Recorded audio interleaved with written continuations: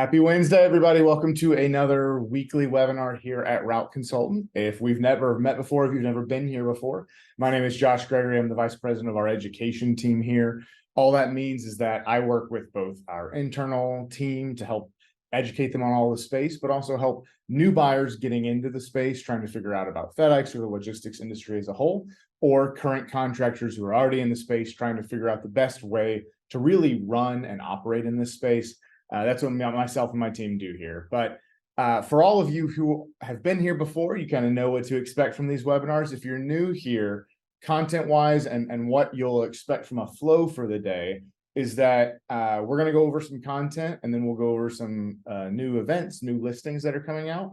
And then we will open into a pure Q&A where we will answer any question you all have, whether it's on FedEx, Amazon, the logistics space as a whole, anything that's on your mind today, we're here to answer. So at the end, as we're going through Q&A, if you're typing in your questions and you want us to answer them, make sure you send it into the Q&A button at the bottom of the window. If you put it in that chat button at the bottom, I'm going to miss it. So make sure you put it in the Q&A if you want us to answer those questions.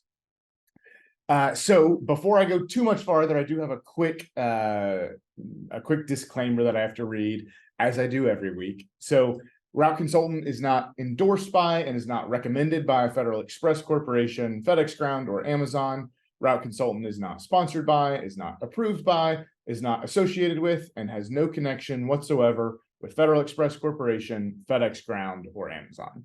So as I said, kind of laid out the content, but in terms of what we're going to be talking about today, actually we will be going through some, so if you were on last week, we talked a lot about the critical strategies around safety and training on the pickup and delivery side. But this week, we're focusing on Linehaul, the other side of the FedEx equation. And safety is just as important here, if not more so, on the Linehaul side, because Linehaul accidents are typically more damaging, they're often fatal, and they're always going to make the news since that trailer has a giant FedEx logo on it. So what I've done today is I've brought Jesse Smith on, who's the director of our operations team here, to talk through everything you need to know around Linehaul safety strategy. So Jesse, you can go ahead and come on and jump in and introduce yourself here. Hey everybody, yeah, I'm Jesse. I'm mostly, my background is almost completely in the P&D side, but I have been drinking from the fire hose on Linehaul stuff lately. So I have got a lot to share, a lot that I've learned that I want to pass on to you guys today. So yeah, Josh, as you said, Linehaul safety is so much more of a push with FedEx than on the P&D side. That's not to say, again, that they're not both important on each side. And there's a lot of different kind of more intricate components on the P&D side in terms of, you know, if your step vans are typically going to be doing things like backing into mailboxes, right? So it's like, how do you back into driveways safely, avoiding putting the truck in reverse, et cetera. A lot of little piddly things like that. But on the Linehaul side, you're dealing with an up to 80,000-pound vehicle, a missile traveling down the road. So needless to say, you've got major bad press if a Linehaul truck gets into an accident. If you guys remember a couple of years ago, there was the big ice storm that hit Houston, got all kinds of headlines. FedEx trucks and trailers were involved in that. So again, FedEx is really, really concerned. If you are a Linehaul TSP, you've got to have safety as sort of your banner theme for your business. So we're going to talk today about how we can make that happen. What are some strategies around safety on the Linehaul side and how that sort of differs from the P&D side.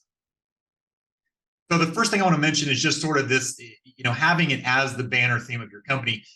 As a business owner, as a TSP, you need to have safety in your DNA. You can't look at this as I'm just administering the basics of a safety program that I'm required to do in my contract, right? You've got to speak safety as your first language. That's going to come through very clearly. For these Linehaul managers out here on the FedEx side, they're going to very quickly be able to tell if you're serious about safety or if you're just trying to earn revenue and keep your trucks compliant at the bare minimum level. You really have to be able to speak safety, and you have to have a commitment to it that is as firm, if not more firm, than FedEx Ground does. And we're going to talk about indemnity here in a few minutes, and that's one of the major reasons why TSPs buy into FedEx Ground, is because they have such a great deal when it comes to the liability costs, which we'll talk about in a second. But you know, even with that said, FedEx is putting more and more of their liability deductibles back onto the contractors. So you've really got to focus on this, and FedEx will make sure that you do focus on it from a monetary perspective if it's not something that you're automatically committed to. So first, let's kind of talk about the high level overview in terms of the technology you have to have per the contract. So there's a few different things you have to have your trucks equipped with. The first is what's called an electronic log device, an ELD. Now, if you're in the trucking world, you're very familiar with this. This is basically a device that it syncs up with your engine in your tractor. And what this can do is that if your driver is driving over a certain number of hours on duty, I'm not going to get into what all the hours are. We'll get into a little bit of that. But if your driver is approaching their hours of service limit for the day, the ELD device can actually shut down the engine of the tractor. So if you're on a team run, you need to make sure that you stop your shift in plenty of time to get your team member logged into that ELD and starting their shift. If you go over that, the ELD will physically shut the truck off. And you know, the requirements around ELDs are something that law enforcement is making a focus right now. FedEx is making it a focus. So make sure you understand, make sure your drivers understand how the ELD works and how it affects their work is in terms of their day-to-day. The second thing is going to be the VEDR devices, one of our favorite acronyms in the FedEx world, VEDR. That stands for Video Event Data Recorder. The VEDR cameras, this is a 2-camera system mounted on the windshield of your tractors. One camera faces forward, watches the cars in front of you. One camera faces your drivers. Now, needless to say, with it being cameras, you can't have your visor down, right? If it covers where the camera looks, you can't have that camera obstructed. You can't hang anything in front of it. So you got to make sure the cameras can see what they're supposed to be looking at. They're going to watch the traffic to make sure your driver is protected. If, let's say, a car cuts off your tractor and you both get pulled over, the car has clipped the front corner of your tractor, and then the driver says, "Hey, why did you hit me?" Well, that dash camera is going to tell the real story, right? But then the other thing, the other side of it is when the cameras that looking at your driver, it's going to say, okay, was the driver distracted? Were they not wearing their seatbelt? Were they clearly looking at something else? Were they doing unsafe behaviors behind the wheel? It's going to watch the driver and keep them accountable. So your VEDR cameras, that's a major piece of tech. The next big one, in which you hear a lot about in the space these days, is what's called FCAM. FCAM it stands for Forward Collision Avoidance and Mitigation. This is basically a radar system that watches out in front of your vehicle, and it determines if you are approaching a vehicle or a fixed object ahead of you at a rate of speed that's not going to allow you to get stopped in time. It's going to automatically apply the brakes to make sure that you are not, your driver has nodded off or whatever. Your truck will still be able to have a very, very good chance of coming to a stop before you get into a serious rear end collision. Next thing is lane departure warning. So you have something, if you have a car yourself that was made in the last 10 years, you probably have something like this, right? You start to veer out of your lane, you're going to get some sort of vibration in the steering wheel, or maybe a tone in the cab, a loud beeping that's going to let you know you're veering off course. Needless to say, with tractors and trailers, very, very big deal. If you start to get into someone's lane even a little bit, even if you don't make contact, you're going to freak the driver out, potentially cause them to swerve and cause a chain reaction accident. Very bad news. So you have that lane departure warning functionality. And then the final piece is your speed limiters. Basically just a governing device that tells the engine how fast it can go based on the amount of gas and air mixture that's going into that intake. So it's going to limit the truck and how fast it can go. Now, typically there's going to be about 65 miles an hour. So if you're looking to get into the tractor world and you're looking at tractors and they don't have a speed limiter on it, or it's set too high, FedEx will require you to have a speed limiter that is set at 65 miles per hour. Now, those are the high level things. There's a few other little kind of smaller things, but those are the basic things you're going to have on your tractor in order to even use that tractor to provide services as a TSP vehicle. So that's the technology. So now let's go into what is some of the indemnity. Now, again, if you're not familiar with that term, from a liability perspective, as a motor carrier, FedEx Ground covers the primary liability insurance on your business. Yes, you did hear me correctly. That is a major cost. That's a major premium that you do not have to pay as a TSP. FedEx covers that. Now, as I mentioned before, that doesn't mean you have zero cost related to liability. FedEx will pass on a certain amount of their deductible to you based on how compliant you are with the contract. So, for example, your indemnity will be at $2,000 per incident if your tractor was equipped with FCAM and you have all other safety tech and it was not deemed to be a preventable accident. So if you're in compliance, the driver was doing what they're supposed to do, it was the other driver's fault, you're going to be liable potentially up to $2,000. Then it goes up significantly from there. If you don't have FCAM or other types of technology installed, you're going to be liable either at $35,000 per incident or up to $75,000. Now, again, there's a lot of nuances there I'm not going to get into right now, but those are the potential upper end of the liability cost that you're going to have to absorb per incident if your tractor gets into a collision there where the driver was found to be at fault and you don't have certain things in place. Maybe whether it's technology related or your driver has not watched their safety videos for the week, right? The ongoing safety training. So there's a lot of things that can contribute to that. But the bottom line is if you're not doing your part, FedEx will require you to pay a much larger chunk of their liability costs. Now, again, when I talk about the indemnity, I'm only talking about the primary liability. You still have to cover the damage to your tractor. You still have to cover the workers' compensation costs, right? So other insurance costs will still apply. It's only that primary liability insurance. And again, $75,000 sounds like a lot, but when there's a multi-million-dollar judgment that a lot of these daytime TV lawyers are looking to get, $75,000 is not that much, right? So be aware of that. And again, if you're a P&D guy looking at Linehaul like, oh my gosh, this is some huge numbers here. There's a lot of other reasons we can talk about if you want to contact us on why a TSP business might have advantages over a P&D business or vice versa. So I don't want to scare anybody off talking about these big safety numbers, but at the same time, I really do want to emphasize that if you're going to get into this space, safety has got to be a top priority. So with that said, the final couple of things I'm going to talk about, Josh, are going to be the three safety buckets. There's three main things you have to focus on, three main aspects of safety. So the first one of those is going to be hours of service compliance. So I mentioned the ELD before. You've got to think about, so your driver logs into the ELD device when they start their shift, and it's going to tell them how long they can drive. It's going to tell them how many hours they have left on their shift, et cetera. You got to remember, this is not a desk job, right? When it comes to the hours of service that your driver can be out on the road driving, if someone falls asleep at a desk job, they're not going to kill somebody, right? They fall asleep behind the wheel of an 80,000-pound vehicle, it's a much different story. So there are rules in place. Are very strict. There are very, very, very few exceptions to when these rules can be broken. And if you're a team driver and over-the-road driver, there are almost no exceptions. You have to stay within the hours of service that you are allowed to drive before you have to take a required break and reset your hours. So the second thing, so basically that involves ELD, that involves not staying on the road too long. So that's hours of service. The second thing is going to be on-road safety.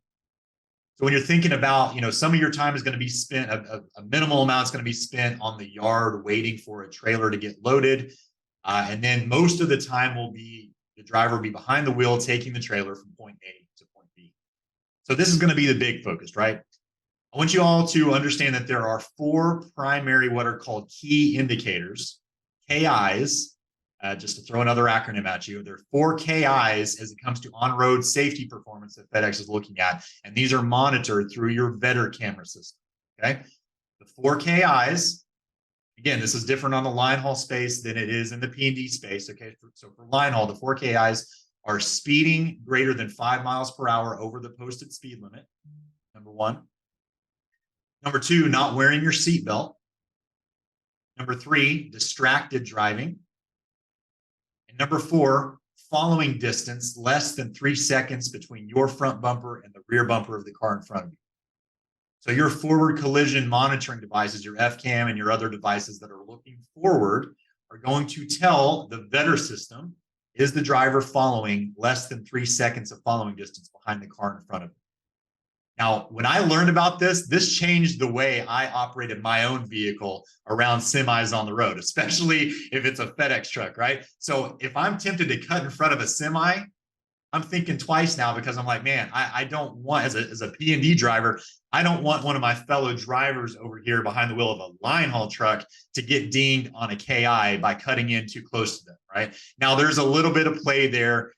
I believe the terminology there is less than 3 seconds of following distance for 10 seconds or more. So I don't want you guys to think, oh my gosh, what if someone cuts me off and I'm in stop and go traffic? It's got to be for an extended period. It's got to be to the point where if your driver's not paying attention, then it's a problem. But if they're paying attention and they see somebody is cut in front of them, they're going to widen out that gap and get more than 3 seconds of following distance. Now, the big thing that gets a lot of people confused when it comes to on-road safety performance in the FedEx space, whether it's P&D or line haul, is the idea of what counts as an accident that dings you on your safety contract. What I'm talking about here is the term preventability. A lot of people think about accidents in terms of at fault versus not at fault. And that's because of the way state laws are typically written. But FedEx does not use at fault or not at fault when it comes to determining the severity of an accident or how much it will count against you on your contract. They use the American Trucking Association's guidelines of what's called preventability. So for a quick example, let's say, and I saw a video of this the other day. There's a P&D truck, okay, driving down the road, and it was on a double yellow. Okay, so they were about to turn left. They had their blinker on, about to turn left onto a side street. Well, behind them, a car was flying up on them, passed them on double yellow. The driver started to make the left-hand turn and veered into the car that was passing them on double yellow. Now, you might think clear cut and dry, that is not going to count against me. That driver should not have been crossing the double yellow. And that's true, but it's still counted as a preventable accident. And why is that? Well, if there's something that the commercial driver can do that could have prevented the accident, it's considered a preventable accident. So the driver should have looked in their driver's side mirror and double checked it to make sure there's nobody coming around him doing something, even if it's illegal, before making that turn. Very important distinction there that you need to be aware of getting into this space. Don't get your expectations to where FedEx is going to let you off the hook just because somebody else did something and it was technically their fault. Your driver has to be in a professional mindset. They have to think about, how could this come back on me, even if I'm not responsible for it? Very important distinction there. Now, you can make the safest and wisest decisions behind the wheel as a driver, right? But if you're not doing your inspections of your vehicle, this is kind of the final leg of this on-road safety performance. It's not done on the road, it's done on the yard. Where you leave on each trip, you need to do a thorough inspection of the truck, right? So if your brakes are starting to get low, your tire tread is getting low, starting to get low, low tread on those tires, fronts have to have more tread than the rears, right? Knowing what those specs are and keeping your truck within those specifications is really important to make sure that you're not only driving safe, but if you get stopped for a roadside inspection by a DOT officer, guess what? They definitely know what to look for, right? And so the inspection process is not something you can let your drivers just skip over. This has got to be a core component of their job. If you heard me last week, I mentioned the fact that I'm a qual-cert trainer for P&D drivers, but this applies even more so on the line haul side. What I always tell people is that you are responsible as the driver to make sure that the vehicle you're operating is in safe operating condition, right? You are responsible. Now, you're not the one paying the invoices for maintenance. You're not scheduling repairs, but your manager or your boss is not walking around that truck every day, right? You are. So you've got to identify and report the defects in a timely manner as a driver. And you as an owner of one of these businesses really has to find a way to ingrain that in your drivers, that this is a core component that is more important or just as important as any other facet of your job. Don't look at this as something you can just skip over and do tomorrow. This is a core component of your job. Last thing is yard safety, right? So we've got the hours of service compliance, we've got on-road safety performance, and then we have yard safety. So when your driver's pulling up with the tractor to pick up the trailer from the FedEx yard, there's something that's called a door pull or a dock pull-off. And a dock pull-off or a door pull event is when your driver has hooked up to the trailer and they're properly connected, and so they pull the trailer away, but for one reason or another, there's still either somebody inside the trailer loading more boxes onto that trailer, or the doors are not closed and the trailer is, for whatever reason, not ready to be pulled off. So needless to say, your driver's got to be responsible, or if they start to move that trailer, they have to know 110% that it's ready to go. When you get to the yard, a lot of your stations will have a green light or red light that will tell your driver the trailer is good to move. Now, we always recommend as a best practice, even if you see that green light, sometimes that light stays green all the time, and it just no one changes it. So you always need to verify in person with somebody inside the building that the truck is ready to go. The trailer is ready to be pulled off that dock. The doors are closed and ready to go. Okay, so make sure yard safety is a big thing. Now, the other part is what's called an improper assembly. You have an improper assembly. That basically means something in the connection process between the tractor and the trailer is wrong and could lead to a disconnect. Besides major rear end collisions, disconnects are considered pretty much the most serious type of infraction that you could have, because you're going down the road at 65 miles an hour down the interstate, trailers come apart from the tractor. That's becoming a fixed object in the roadway very fast, right? That they can swerve into another lane. Many things can happen there. So needless to say, that is a major infraction. Your driver has to check that. And what we recommend is that whenever they're hooking up, they've made a successful connection, they need to snap a photo of that connection done properly and send it to their manager. There's a lot of technology out there in the space, a lot of different apps and vendors that can help you with that and kind of streamline that reporting process. But the bottom line is the driver needs to be taking photographic evidence of that connection every single time they pick up a new trailer. Last thing I'm going to hit on here, Josh, is keeping drivers accountable, right? So, okay, we know what's required on the trucks. We know what kind of safety performance we need from the drivers, but how do we incentivize that? Well, here's a couple things to know about CDL drivers and sort of their psychology, right?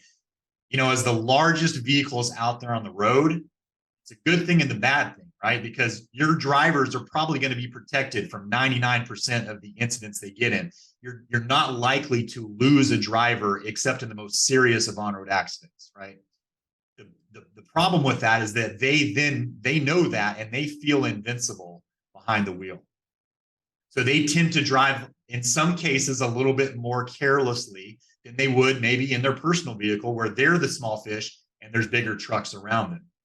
So you got to be aware of that, right? It might take a carrot and a stick approach to get the right behavior from your drivers. So especially the driver that's been around for a while, right? A veteran trucker, they know their worth. They know there's a driver shortage. They know that you need them in some cases more than they need you. And so they're like, I can just do whatever I want. You've got to be really careful of those people, right? So what you have to do in those situations is maybe you have to make it personal to the driver. And sometimes it's as simple as getting them to think outside the box. Hey, if you were to get into a rear end collision with a minivan and it was your family inside, how would you feel about that? Right. And sometimes it's that simple of getting them to connect that there are real people involved in the accidents they may get into. Now, in terms of what they're required to do and keeping them accountable from a contractual perspective, they have to watch 1 to 2 safety training videos per month. It's a little bit less than on the P&D side. They have to participate in the ongoing safety training just like P&D drivers do, but it's a little bit less. However, you can be sure that if you do get into an accident, FedEx will absolutely go through their compliance with those videos with a fine-tooth comb. They're going to be contacting your safety vendor right away, make sure they are up to the minute, compliant, and up to date on watching their required safety training. Now, the last thing is, besides the videos, the things that they have to watch and consume on a regular basis, you as the owner need to have a process in place for vetter monitoring. So someone, whether it's you or somebody else, can watch the feeds in real time. So your vetter cameras can watch what's going on in the cabs.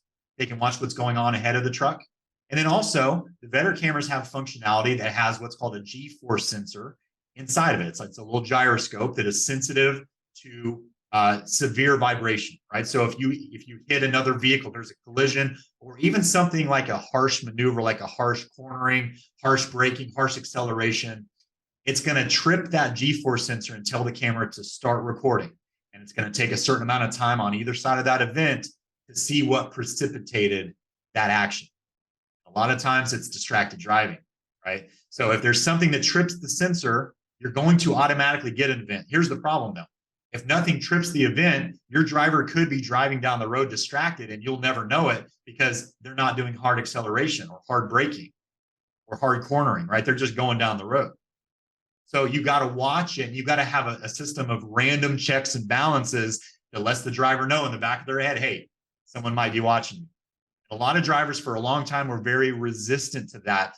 But in my opinion, that was one of the best things to ever happen to the network, because now they know that I'm not just out here on my own. There's a camera watching me at all times. So Josh, that's all I've got. There's a lot more we could say in all of those areas, but I think this will cover the basics. Perfect. Yeah, and that's I think it's really important to go over everything like you did there, because there's a lot of those components that I talk to clients all the time who they understand some of it and then they don't really understand the rest of it until it happens to them. So the more that you can internalize this and bring it to your operation and your operational plan and make sure it's a part of your culture, the better off you'll be. And hopefully you'll never actually have to encounter one of these situations, but instead prepare your drivers to avoid it and prevent them. So we will get to Q&A in just a second. Before I do that, I'm going to go through the new listings and the new events coming up. But as I'm talking, if you have any questions, you can go ahead and type them in to the Q&A, like I mentioned at the bottom, and we will answer them. So a couple of new listings this week. One is out of New Jersey. It is 14 routes at $1.4 million, and it is 21% margin, a manager, 2 spare trucks, and maybe SBA financeable as well. The next one is a bread route out of New York, and this is at $250,000. There is a lease truck included, and it's currently doing 17 weekly accounts and $8,400 a week. Now, from an events perspective, a couple of new events just to make sure you're aware of. So we do happy hours across the country, and we're done with happy hours for this year, but we did actually just release our calendar of where all will be next year. So all of the different happy hour locations, and those are going to be events where we'll be in person. There'll be vendors there. There'll be free food and drink, and it's a good networking opportunity both for current contractors and investors in the area to meet new people. So again, in the chat, we just put that full calendar out. So if you're looking for where we'll be next year and where we can meet in person, that's out for the whole year next year. Also Expo, our big contractor expo and party that happens in July every year. I think it's actually might be the first week of August this year, but in the summer, that is up, and you can register and you can go ahead and reserve a hotel room as well. So both of those are available. And if you're looking to go ahead, again, they are free. The challenge is just making sure that you've got your travel in place and making sure that you've booked that hotel room, because they will sell out. So if you're interested in going, make sure that you go ahead and get ahead of that. Okay. So let's go ahead and kick it over to the Q&A. First one here is, does FedEx require backup cameras installed in the truck? On the line haul side, no, because you can imagine that there's trailers back there, right? So you're pulling FedEx's trailer. So no, there is obviously technology that's going to help you monitor those blind spots and things like that behind you. But no, there's no direct backup camera. On the P&D side, yes, that is a requirement that you have to have.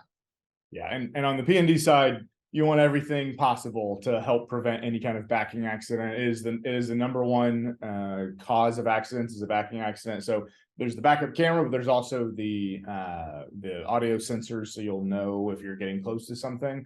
But yeah, anything you can do to help take that decision out of the driver's hand, where they can know what's going to happen before they hit it.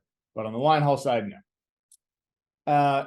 Next one here is from Neil. So how do drivers in general, both line haul and P&D, feel about being compelled to take these different safety courses on an ongoing basis?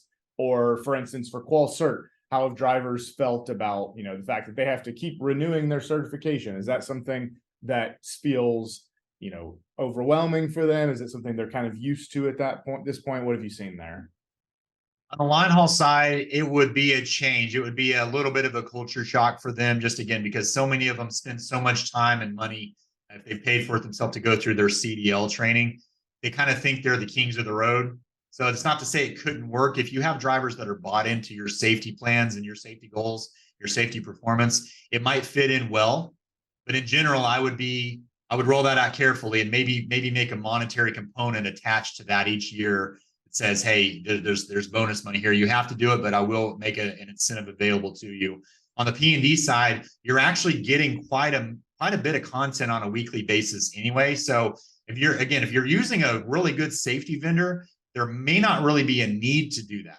But what I might encourage you to do is maybe do some spot checks, and instead of like a full-on course, I might actually look and see what the videos that your safety vendor has been providing to your drivers and randomly ask them about that throughout the week, right? Or maybe a couple of weeks later to see if they retain that information, because the information is being provided to them. It's just a matter of if it's sticking or not.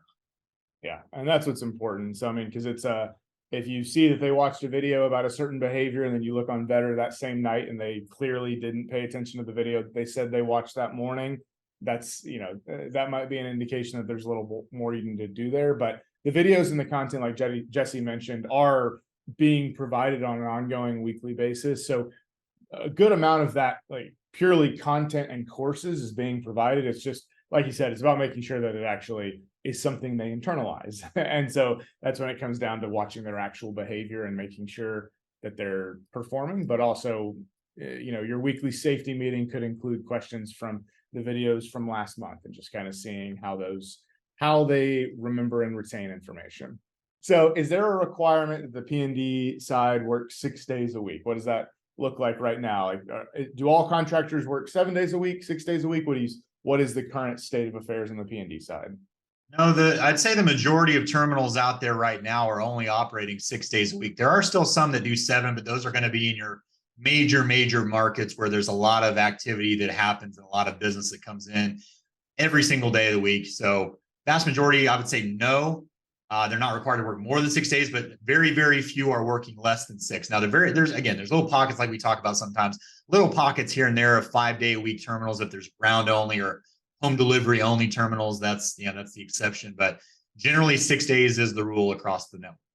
Yeah, and a year ago that wasn't the case, but there's been a change where a lot of the terminals have made that swap, and so six days a week is much more common. On the line haul side, I know the question was about P&D, but just so that people know, it varies. There are some 7-day-a-week runs that happen, and some are only 6 days, or team runs operate differently as well. They could maybe only dispatch for 4 days a week, but they're driving every single hour of those 4 days. And so there's a 3-day weekend, but they're working more during those 4 days. So it just depends on the run structure, how many days a week you're running. Here's a question here. What is the best time to buy line haul runs? I'll take this one and try to answer it at a broad level. So, as a buyer, the best time to buy line haul runs whenever you can get the best price.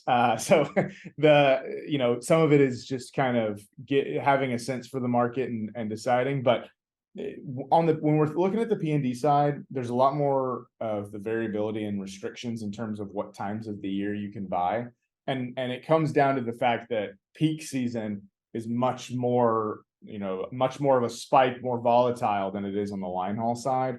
So for P&D, the later you get in the year, the harder it is to come in and operate successfully. You just have to make sure you're ready for peak season. You know what is coming, that you have the right resources in place to be able to handle any spike in volume. And so, from really about September on, each month after that, it gets harder and harder to purchase and stand up on a P&D route. Line haul, the peak season's not nearly the same level of volatility. So you can come in whenever point of the year you want for line haul. Generally, the beginning of the year, those winter months are a little bit slower, because especially if you're in a part of the country that actually gets the winter weather, it's a little bit harder to drive some of those. Some line haul drivers are great at those, some aren't. It's just a matter of understanding your drivers. But it can also be easier to stand up during a time of the year where things are slower. So it's not always a bad thing to stand up at a slower part of the year, knowing that it gives you time to wrap your arms around the business. And then, you'll have months leading up to the end of the year where you can kind of understand the business and ramp up towards the busier, Q4 part of the year. So I wouldn't say that there's a perfect time or a better or worse time to buy line haul runs. It's just, there's not the same seasonal volatility. So it's more about just understanding and making sure that you're buying a well-priced line haul run, and that you understand the value, and that you understand what you're paying for, and that it's the right multiple, and that all of that fits. there shouldn't be a ton of variability in terms of the time of the year and what the right time and season is to buy. Is there a restriction to owning both P&D and line haul? I can answer that. No. And actually, in fact, a lot of terminals want you to, if you're a P&D contractor, I've seen it where terminals often go and ask their good P&D contractors to look and see if they want to do line haul, to have both, because once you've got a good relationship, FedEx knows you can operate well, knows it's a partner that they enjoy working with. And so they want you on line haul as well. I know plenty of people who start in pickup and delivery and end up in line haul and doing both, or start in line haul and end up in P&D. It's completely fine to go one or the other, to operate both. Some people will operate P&D in one terminal, line haul in another, or you can sometimes operate P&D and line haul at the same terminal. So all those options exist. There's no restrictions there in terms of who can and can't. You're just gonna have to interview for those opportunities in the same way you would for any other. But if you're already in the terminal, it's a lot easier to convince the terminal manager that you'll be a good operator if they already know you really well. What are the vendors besides GroundCloud for Vetter? So there's actually a big list of all of the Vetter vendors, that the approved vendors on the FedEx site. For most of the vendors that exist in this space, for most of the technologies that FedEx requires, they will have an approved list. And so you can go in and see who are all the list of vendors for any technology. And that's purely something that's decided by FedEx. And there's a whole list of them for both P&D and line haul. Now, Patrick asked a kind of a follow-up question from the question before about seasonality of buying line haul. Would February or March or spring be ideal for purchasing if you're in the Northeast?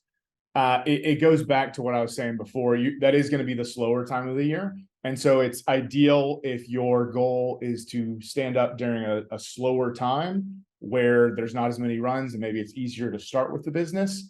But if perhaps your goal is to jump in and immediately try to grow and expand as soon as possible, you're probably going to have to wait a few months because that's a slower time of the year. So it depends on what your current goal is. Typically, the way that these are priced and valued, you're looking at mileage and how much they're doing during the year. And that won't change a lot as long as it's a really majority dedicated run operation where you've got consistent mileage. If it's something that's valued based on unassigned and it's really low mileage, it may look lower, but typically if there are any really, maybe there was a week where it snowed every day and there were no runs that went out, those typically wouldn't be included in evaluation. So it just depends on what your goal is and what you mean when you're saying ideal, in terms of, do I care more about jumping in and there being as much volume as possible so that I can keep maximizing my revenue and profitability? Or do I want to jump in where things are slow and I can understand the business and take my time? And there's different times of the year for doing that and different, strategies there. The other thing I would say is, let's say you start in February, you will not be closing in February. There's a process here where even once you found the business and you're under contract with the seller, it's typically at least 8 weeks or more before you will actually close and stand up on the business. So even if you're starting in March or you're starting in the spring, you're still starting to look at a late summer or fall close, depending on how quickly you can move through the process and get everything stood up. So realistically, I would probably be at minimum starting your kind of conversations in that springtime if you're looking for buying. But if you're trying to stand up in the spring, in the March timeframe, you should be having those conversations right now. Because even though it's peak season and there may be times where you can't always stand up for a pickup and delivery business, because it's right in the middle, on Black Friday is typically not the time where the terminal wants to bring in a new contractor. So it might be really hard on those days, but that doesn't mean they won't talk to you, run you through the process, and get you ready for an end of December or Jan 1 start date. So if you're thinking about early next year is when you want to be operating, this is the time right now where you need to be involved in the conversations and process so that that's a possibility and can be a reality for you in early 2024. Okay, so everybody had all the questions that snuck in right at the end, but I think we got them all here. So again, Jesse and everybody, thanks so much for being here. And again, we will see you all next week for the next webinar. And again, it's always great to bring your questions, and we will talk more next week. All right. Thanks, Jesse. Thanks, everybody. Bye, everyone.